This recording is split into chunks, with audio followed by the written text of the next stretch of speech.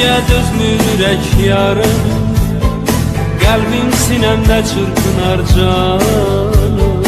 İstər sənin yanında mən qalım, getmə əzizim sevgili yarım. Eşqim məhəbbətlə dolub cana, yaş gözlərimdən hey axır yana.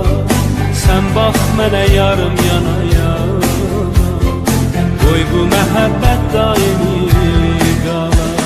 Səndən sonra heç bir kəsim yoxdur, getmə yarım getsin qəmim çoxdur.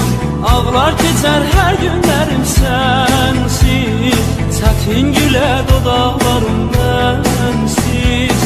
Səndən sonra heç bir kəsim yoxdur, getmə yarım getsin qəmim çoxdur. Ağlar keçər hər günlərim sənsiz, çətin gülə dodaqlarım mənsiz. Sən verdiyin güllər solub məndə, qəmli baxışlarım qaldı səndə. Gəl gəl yarım bir də gülüş gəlsin, mənə gülüş müjdəsini versin. Sənsizliyə dözmür ürək yarım, qəlbim sinəmdə çırpınar canım. İstər sənin yanında mən qalım, getmə əzizim sevgili yarım.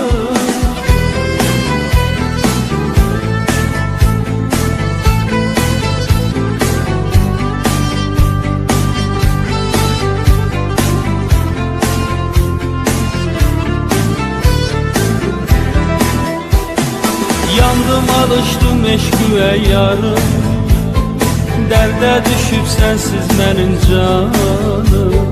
Sən bax mənə gəl gör mənim halım, tutsun səni ay gül mənim ağım.